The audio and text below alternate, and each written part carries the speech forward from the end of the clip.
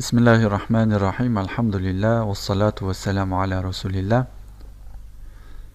Келесі сұрақ: жаңа жылға арнап жайылған дастарханнан дәм ауыз тиюге бола ма дейді. Дастархандағы ас адал болса, ол астан дәм ауыз тиюге әрине рұқсат. Адал астан жей беруге болады. Маңыздысы жейтін асыңыз адал болу керек. Кезінде сахабалар діні бөтендердің мейрамдарына орай ұсынған астарын жейтін болған. Адал болса жейтін болған.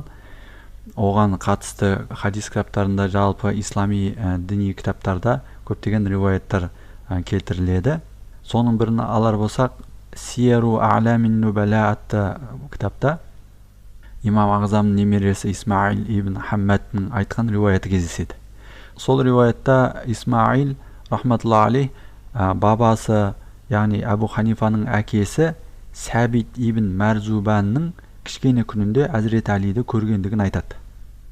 Әрі Әзірет Әли сол кішкене күніндегі бабасына дұға еткен екен.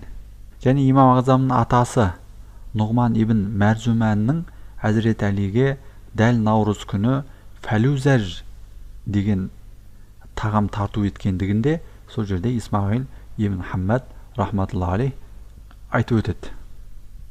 Фәлузәж деген ұн, су және балдан жасалатын тәттінің бір түрі. Сол астан кейін Әзірет Әли Науризуна күлле йаум, әр күні бізге наурыз жасап тұр, яғни әр күні осындай ас әкеп тұр деп айтқандығы сол жерде келтіріледі. Сондай-ақ Ибн Аби Шайбаның хадистер жинағында да, Әл-Мусаннаф атты хадистер жинағында да Айша анамыздан бір әйел келіп сұрайды екен. Ол әйел былай деп сұрайды: біздің қол астымызда мәжусилер бар, олардың өз мейрамдары болып тұрады, сол мейрамдарында бізге сыйлықтар ұсынады деп Әзірет Айша анамызға айтады. Яғни сол сыйлықтар ала берсек бола ма деген сияқты.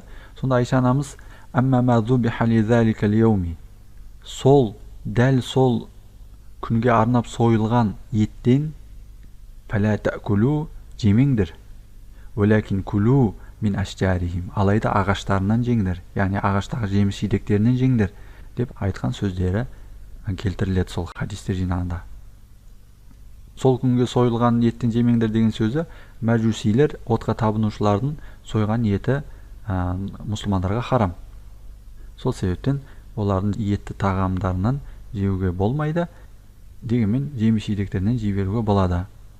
Енді бұның өзі нені білдіреді? Бұның өзі сол жаңа жыл мейрамын тойлау мұсылманшылыққа жат деген күннің өзінде сол күнге арналып жайылған дастарханнан ауыз тиюдің, немесе сол күнге арнап пісірілген асты жеудің ешқандай күнәсі жоқ екендігін көрсетеді.